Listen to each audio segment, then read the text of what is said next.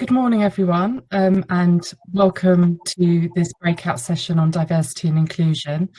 I'm Sally Bratt. I'm Head of Diversity and Inclusion at the Law Society.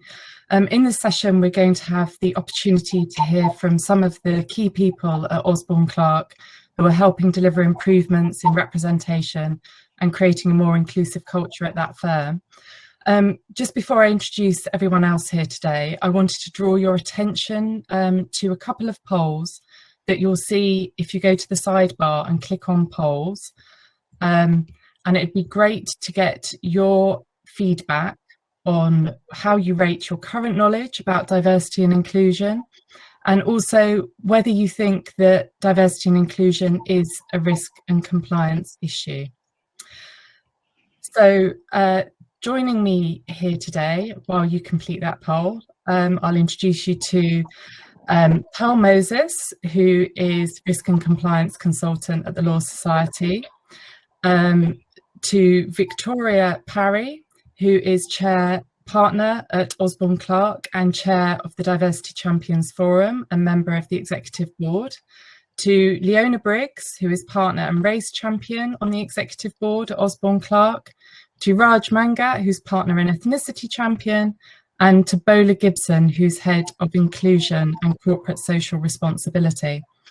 Pearl, shall I invite you to say a few words before we move on to our Osborne Clarke speakers here today? Well, thank you very much, Sally. And I'm again very excited about this particular session. And one of the reasons for that is simply that over the last few years, we have been talking to firms about things like equality and diversity and inclusion. And in some cases, we would get eyes being rolled, and other cases, we would get people thinking, why are you taking up our time? Teach us about things that are more meaty, more obviously compliance focused, talk about reviews and audits and things like that. And what's been interesting is watching the way things have changed in the last couple of years, and increasingly seeing equality, diversity, inclusion issues, if you like, ramping up the agenda as things that are necessary, important, and need to be done. And obviously, the events of the last year or so, especially with things like the Black Lives Matters movement, really put equality, diversity, inclusion issues at the top of the list. In addition to that, we've seen the regulator include within its principles much more proactive language around what people do in this space. And so I find myself in the engagements with the law firms that I support, talking more and more about the fact that this is a compliance issue, and it's not just a nice to have anymore. And if you don't do anything about it, then you could quickly find yourself having, shall we say, more sticky, more challenging conversations with the regulators and those with whom we have to do. So for me, a session like today, and particularly working with Osborne Clarke, I've been fascinated by some of the work that they're doing, is particularly pertinent and very, very timely. So that's why I was very keen to see this session in today's conference as well. So moving on to the Osborne Clarke speakers, it would be great if you could begin by saying a few words about your role in diversity and inclusion at the firm and how you got involved. So Victoria, would you like to kick off? Thanks, Sally. It's great to be here today. So my role in the firm is that I sit on the executive board, and my day job is an employment partner, and I also chair the Diversity Champions Forum. It might be worth just me giving you sort of a 60-second overview on our D&I journey at Osborne Clarke, just so you can get a bit of a feel for it. Our D&I journey really started in the noughties, when a group of us who had a passion and a purpose, but not a lot else, frankly, formed and became champions of groups where we felt people needed a voice. In my case, it was female progression. And then in 2014, our managing partner put D&I right to the top of the agenda, because he recognised that it wasn't a nice to have, but as Pearl says, a business imperative. Our clients were demanding it, and we recognised that talent was our crown jewel. So not only to recruit talent, but to retain and nurture it. Everyone craved a place where they could bring their whole self to work. And from a risk and compliance point of view, we needed to ensure that people understood and displayed the right behaviours. Roll forward to 2020 when we appointed Bola as Head of Inclusion and Corporate Responsibility. And Bola has brought a rigour and a roadmap to our diversity journey. In particular, we now have 6 strands of diversity: gender, ethnicity, LGBT+, social mobility, mind and body and age. And each are championed by different members of business, and they all have their own agendas. But we come together every few weeks to make sure that we're joined up and we keep the strategy at the forefront of our minds. Together with the leadership team, D&I now infiltrates every firm decision we make at the executive board. Really, it runs through the lifeblood of the firm. It's not perfect, there's still a way to go still, but we're on our way. Thank you. Leona? Thanks, Sally, and good morning, everyone. So I'm head of the Disputes and Risk Practice Group, which gives me a place on executive board as well. And as Sally mentioned, I'm the ethnicity champion on exec board, which is a role that I was given at the end of 2020 and gladly took on. And the reason why the executive board felt that it needed to have an ethnicity champion was really to reflect the recognition and the importance that the firm places on advanced journey in this area of diversity and inclusion. And my principal role, as well as being a sounding board and a challenge on executive board on these issues, is really to support our race and ethnicity employee network within OC and to really help them to drive the changes that we need to make in this area within the firm. Thank you, Leona. Raj? Thank you, Sally. Good morning, everyone. During my day job, I'm a real estate partner, but I am also a member of the Partnership Council, so I work very closely with Victoria and Leona in inclusive leadership, which is the way that we want to ensure that ethnicity is dealt with within our firm.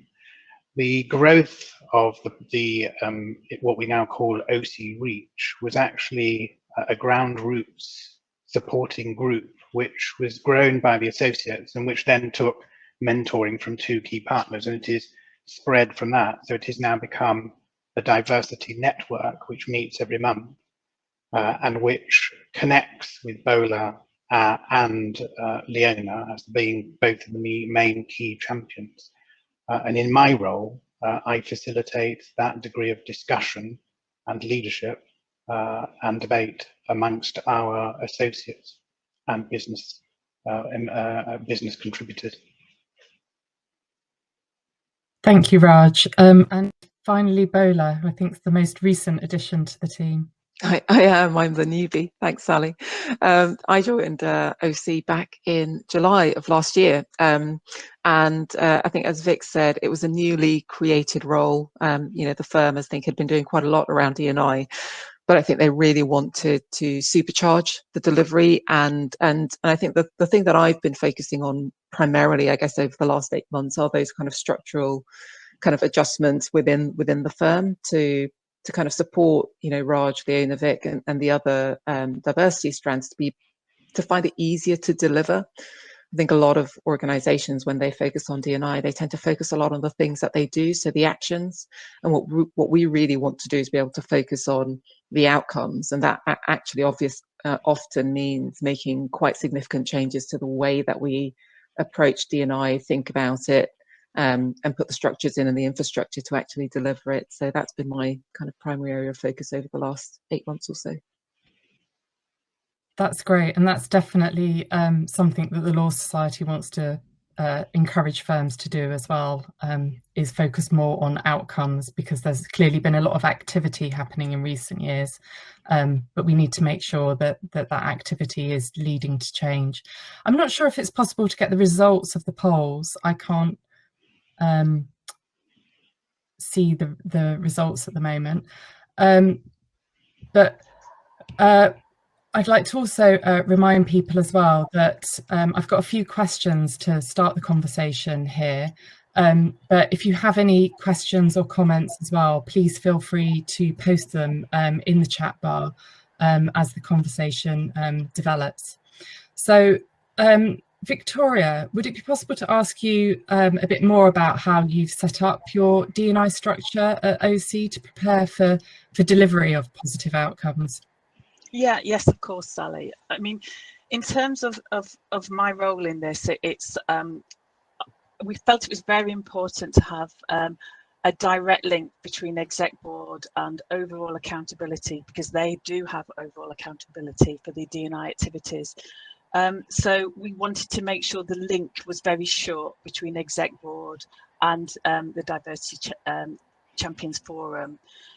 OC's D&I approach centres around retention, development and progression of people, especially those who identify with one or more of the 6 strands of the diversity.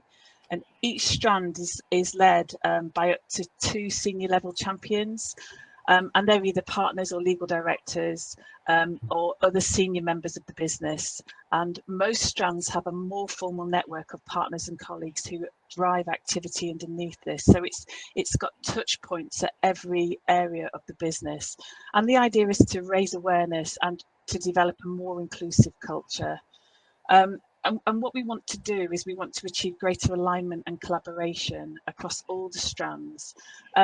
I think really importantly, the DCF has a strategic role, and its job is to challenge the leadership and to support the firm in its D&I programme, so that really there's an output, so we can ensure measurable change in the recruitment, retention and engagement of an increasingly diverse workforce. Bola or Leona, do you have anything to add? Yeah, I mean, I think so. For me, the DCF was a really critical kind of introduction, I think, for the firm. You know, we had a lot of activity going on around the firm, and our champions were talking to each other and occasionally getting together. But actually, I think, you know, as we found with D&I, you have to be really purposeful and really targeted about what it is you're trying to deliver. And the DCF actually allows us to get this very senior and connected group of individuals with that direct link to the executive board to be talking actually collectively about what it is we need to do. And so, for example, this year, one of the things that we've been able to do, as Vic has said, is really concentrate on collaboration, so that we hopefully get more bang for our buck in the activities that we want to put out there, and really trying to focus on, I guess, you know, a number of things, but 3 real kind of key priorities. One, obviously, around race and ethnicity, being a key area of focus for the firm, and recognizing that it's probably one of our biggest challenge areas. Trying to identify the key themes that collectively we need to be focusing on, so that we don't have just pockets of activity happening everywhere, that actually that activity is pointing in one direction. And then I think the third one, which is kind of the elephant in the room, you know, we're all here digitally because this thing called a pandemic has kind of, you know, forced us all to work from home primarily. But actually, you know, the pandemic and what it's done in terms of, you know, not just how we work, but also our well-being has had a real impact, and that's another area that we are collectively trying to think about. You know, how does that affect each of the populations that we're looking for? So I think setting up that DCF structure allows us then to kind of create these collective priorities that we can then work towards. Thank you. Sorry, I was going to just to sort of add in terms of, from my perspective, in terms of the sort of race and ethnicity, I think we've sort of identified a number of key things we need to do to really drive change, because I think we have a moment in time where we can make a real impact, and part of that is external. It's you know, signing up to the Race at Work Charter and the Race Fairness Commitment, but part of it is internal. So in that respect, one of the biggest things we've just launched is our reverse mentoring scheme, where a number of people across our business service teams and our lawyers are mentoring senior leaders, partners within the business, around how it feels, the challenges that they have as being from a minority ethnic group, sitting in a firm that's full of white people who don't look like them, and just really understanding those challenges and helping us to see where we can make the changes. I'm conscious that there's quite a lot of questions coming in about small firms and want some practical tips. And I appreciate we're a very large firm. We have the privilege of being able to recruit Bola, which is amazing for us. We also have the privilege of having lots of people who can support some of these initiatives. I suppose I think from a smaller firm's perspective, allowing people time to give to this is important, because it's not, change doesn't happen overnight. You need to allow people the time to commit to making those changes and building those networks, and perhaps some of that support and those networks come from outside of the firm as well. So I think there's probably more we can build on in terms of the questions around the smaller firm challenges as well. Yeah, can I jump in on that actually, Leona and Sally, because I do think this is really important. I do sometimes talk to people who say, oh, actually, we're probably too small for that. And I don't think you're ever too small to prioritise diversity and inclusion. Whether it's because you think it's the right thing to do, or actually you recognise that there are some legal obligations that you do have to fulfil as well. It's not something that you can leave off the agenda. I think the very first kind of critical step is that leadership commitment to D&I. You don't have to have a head of inclusion and CSR. I'm also very glad that, OC are large enough to employ someone like me, because I get to do a great job. But a lot of companies won't have that kind of resource available to them, but that doesn't mean you can't do D&I. It starts with leadership and intent, and I think once you have leadership and intent, I think you will find that, as Vic and I can tell you, 20 years ago, there are people who are incredibly passionate about this, and they're probably in your firm and willing to give a little bit extra in order to support the firm moving forward. And also, you can also look at how you can weave it into your existing structure. So from a risk and compliance point of view, what do you need to be thinking about with D&I? A lot of the work that I do, I actually have to deliver through other people. I deliver it through our HR policies. I deliver it through our recruitment team. I deliver it through our risk and compliance team. So actually, D&I is not just something for the D&I professional. It really needs to be something that's embedded throughout your firm. But it does start with leadership. Thank you, and thank you for picking up those questions. And I would definitely second that as well, that as a D&I person, we're not there to deliver D&I on our own. We don't take on that responsibility on our own. It's working through others, and actually looking more at small firms and how we can support them in understanding a bit more about some of the specific challenges they might face on D&I is something that we're talking about within our team at the Law Society as well. Raj, did you have anything to add to that particular question? No, I mean, I would only follow up by saying when we look at what we've done at OC, and Leona has picked up on it, which is reverse mentoring, that was listening and engagement with our network. It came out of the summer of 2020. We engaged with all of our network, but then we also engaged with the partners to understand how we could knit this together in a sensible fashion. And we thought reverse mentoring was the best route, because it allowed people to take a different role when discussing ethnicity and diversity, where they in effect would become the more senior position in debate and have a discussion with those who may not have faced the same issues and won't understand some of the thinking that perhaps is going on and which they don't necessarily open up about, because we all wear a sort of mask when we come to office, but that doesn't necessarily shield us from some of the feelings that we all have in our different lives. So we have started on reverse mentoring. It will be rolled out against all the diversity networks, but we think it's a very powerful tool to change the dimension and debate and analysis that we all think about when we talk about an exclusive law firm with a good culture. Yes, and it's one mechanism, isn't it, for creating those open conversations and building more sort of inclusive behaviours and understanding. And that is something that can be taken forward in small firms as well, just having those conversations and reaching out to people who are different from you and taking the time to understand their experiences.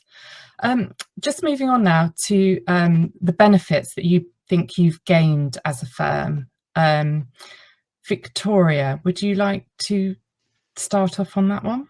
Yeah, sure, Sally. I mean, I think we've gained tremendous benefits actually, and apart from the cultural benefits, even just looking at it on a pure client approach, we estimate that probably 9 out of 10 panel reviews now ask us to explain our approach to diversity and inclusion in detail, and clients will hold us to account on it. They expect us to regularly report back, and actually, almost more important, we see the benefit of having an inclusive environment. If people feel psychologically safe and they feel able to use their voice and give their opinions, we find that we're getting much more discretionary effort from our colleagues in a way that we might have lost that when they felt excluded actually. Yeah, I think there are a number of benefits, and Vic said it. I mean, the client imperative is really critical for me. I mean, I always like to think of these things using the framework of the head, heart, and the pocket.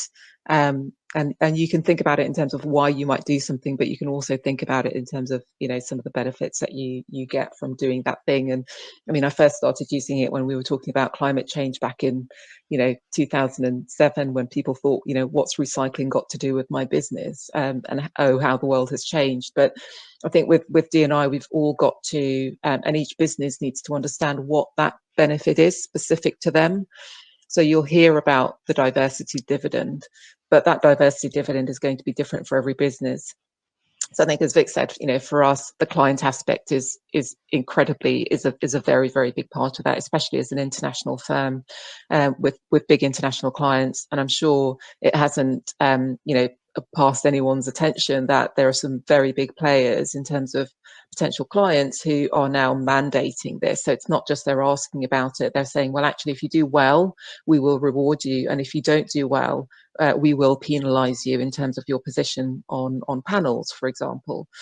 The thing I guess that is worth pulling out is the other element. It's not just about are they going to penalise me financially? But I think there's a real opportunity here for clients and their suppliers, and of which we are one, to really collaborate.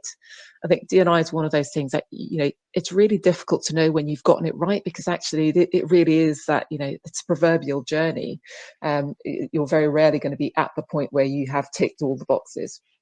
And so one of the things that we found as a benefit is that it really does allow us, that collaboration and the opportunity to collaborate allows us to build much better relationships with our clients, because we can understand each other better and understand our challenges and share some of the expertise that we would each hold in order to make our businesses better. So I wouldn't underestimate that. And I absolutely second the employee benefit. That discretionary effort that you get from employees who are more engaged is brilliant. The other, really kind of simple pocket issue is that, better engagement generally equals lower attrition rates, and lower attrition rates equals lower recruitment costs. So there are definitely some financial benefits as well directly in the business, not even touching on things like the risk of getting certain things wrong in terms of potential tribunals and other damaging fallouts. But of course, sorry, go on, Raj. I was only going to say, but of course, that is one important dimension. But the other crucial dimension to also say is our businesses are not reflecting our communities. We are not in a position where actually we look at ourselves and look outwards and see and understand as to whether we are embracing all of the ideas, personalities, views, which would make our businesses much more intelligent in the way that they actually are able to resolve what are global issues or even domestic issues. And that seems a talent pool that we just need to try and win and achieve something with. I was going to make a similar point in that many of those, very talented lawyers that we want to recruit have come from a much more diverse background, from university, from schools, and they expect that of their law firms as well. And actually, just interviewing candidates, they're quite challenging. They want to know what we're doing around D&I, and they have certain expectations. So, you know, from every angle, it's an absolute business imperative.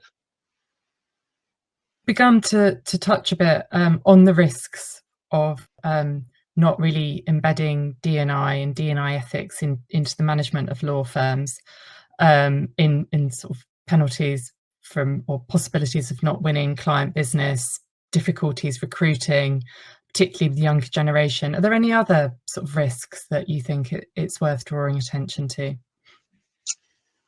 I think the risks are far and wide, actually. I mean, we've articulated the business case for it, and everybody knows the moral imperative, and that goes together with the reputational risk. But, you know, it's not just a nice to have with clients. Obviously, we'll lose clients if we don't start reflecting accurately the society in which we deal. But obviously, the other aspect of this is that there's the equality legislation. And that's been with us for 50 years. And actually, you know, we've got a way to go on it. And from a risk and compliance perspective, it would be great if everybody recognised the benefit of diversity, but regardless of individual held opinions, people still need to display the right behaviours.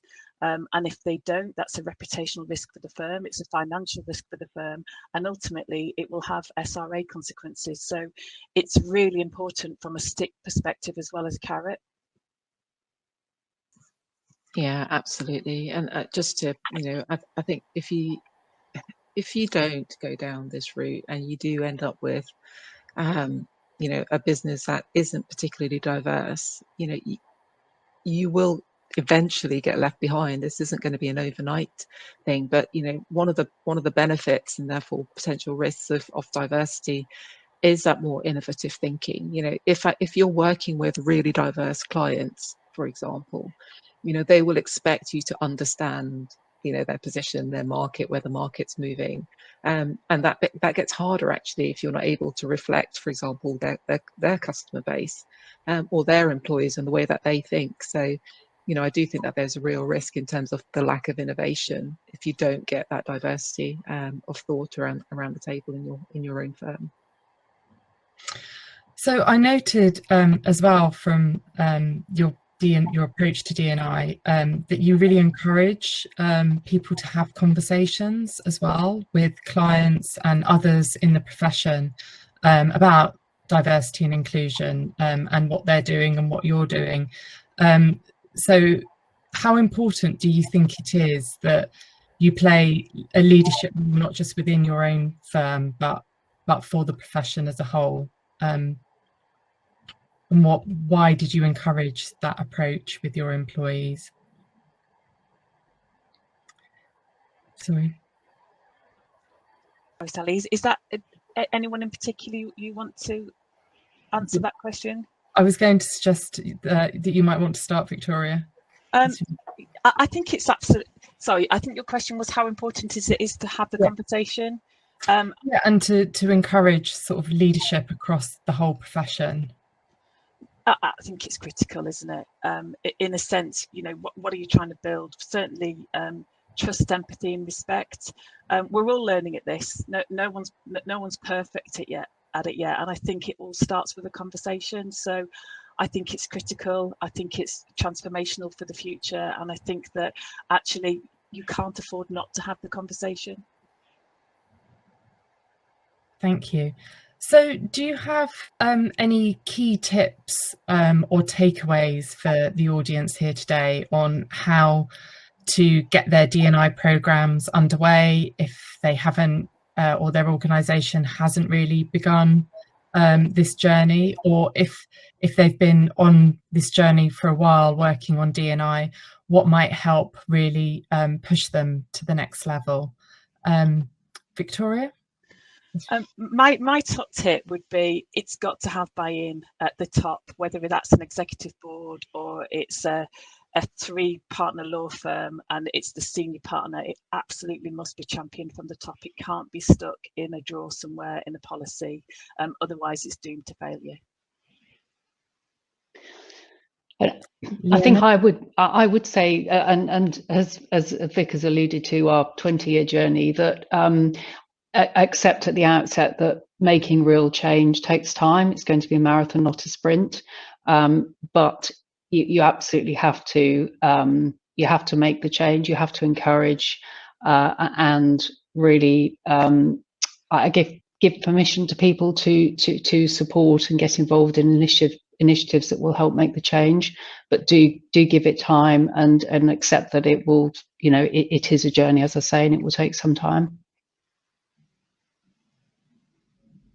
Raj?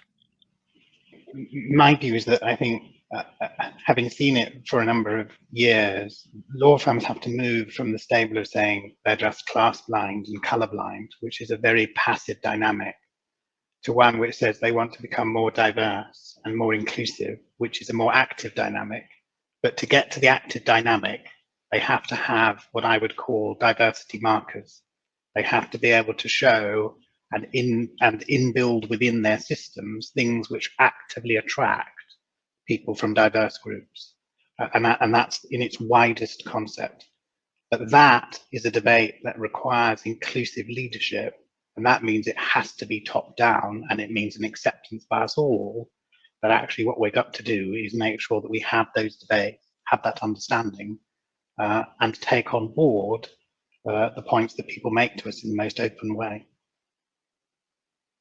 Yeah, I would agree with that. I mean, I think I've already said, leadership is really, really critical. But I think some people might be saying, but how do I get them on board? And which is always a challenge. So I've been incredibly lucky in that I've walked into an organisation where actually the leadership is already on board, but you might be thinking, actually, I'm not entirely sure where my leadership is with D&I and how supportive they would be. I think there are probably a couple of things from a practical point of view that you could be thinking about doing. The first is kind of understanding where your organisation is right now. I think it's always good to be realistic and say, okay, well, where are we, and where realistically could we get to, and what are the benefits or the risks that we're going to realise along the way. And that's, I think, kind of going back to what I said earlier about this diversity dividend.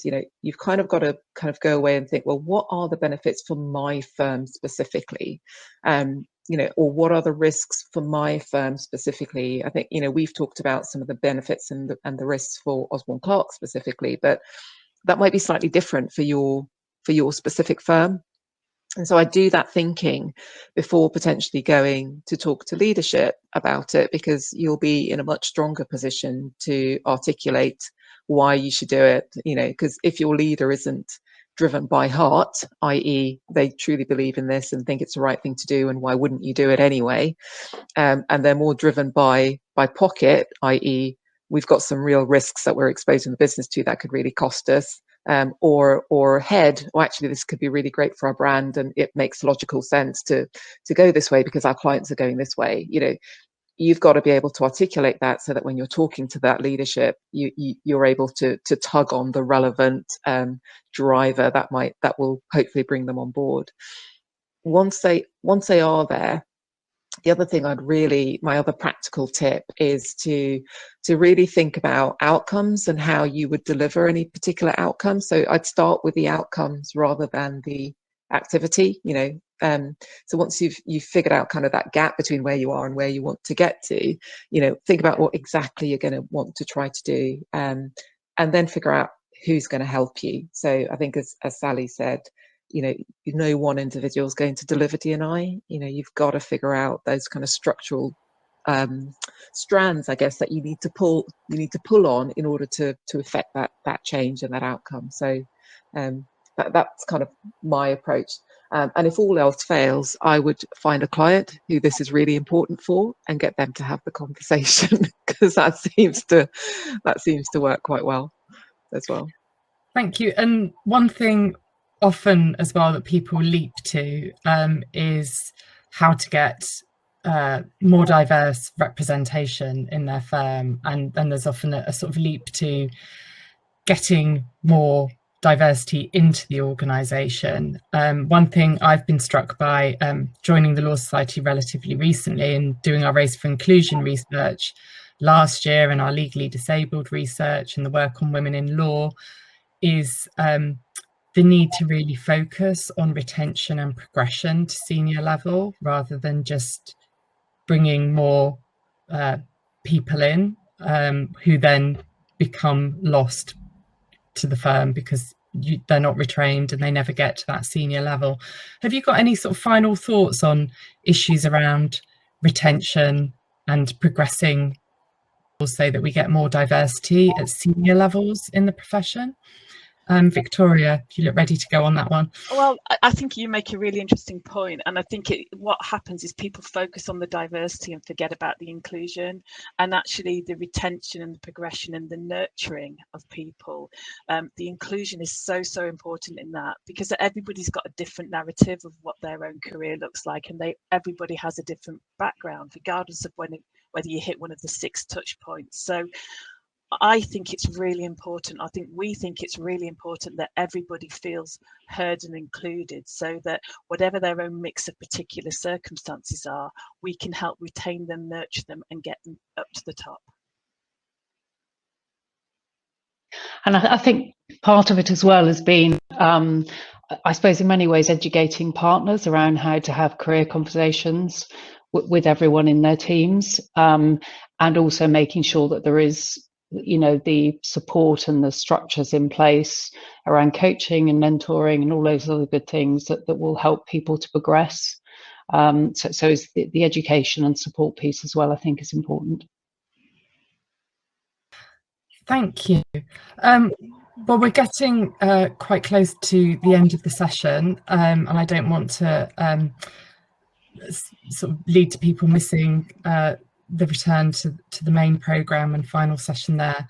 But I think we have heard today how important diversity and inclusion is as a risk and compliance issue. As Victoria said, it's at minimum about compliance with legislation, and Pearl mentioned the regulatory principles as well on diversity and inclusion. It's also about investing in creating a culture in which people feel that they belong and they can progress and develop. It's about ethical conduct. I think, Bola, you mentioned psychological safety, which I think is really important to get to delivering the diversity dividends, but also it's important to creating a culture in which no one feels afraid to speak up if they see unethical conduct or have concerns, which is another really important risk and compliance issue. So, Pearl, I don't know if you had any final comments before I thank our speakers here today and we move back to the main session.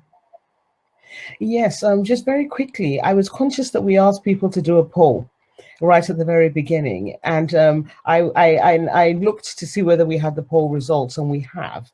And what is interesting is that we had people who said they rated their knowledge of D&I, and we had in that poll about 67.2% of the people, about 45 of the votes, said that they rated their knowledge D&I reasonably high, I think. And there was some who were not sure. So from a compliance perspective, I'd definitely be saying, I hope today's conversation has informed you as to why you need to look into this a little bit more closely.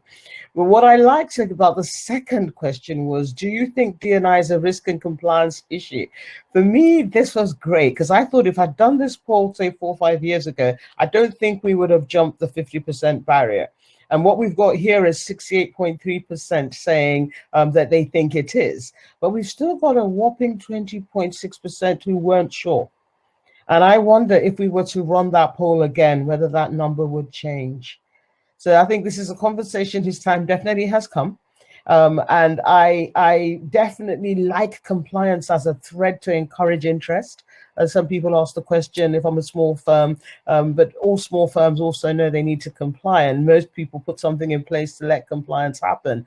I would very much echo what Bola said about using the channels that already exist. You don't have to recreate it, but you do need to think about getting it done. Thank you, Pearl, and thank you so much to the speakers from Osborne, Clarke, to Victoria, Bola, Leona and Raj for sharing your experiences. I think it's so important to see what implementing good D&I actually means in practice, and hearing about the challenges and experiences that people have had in trying to deliver on that.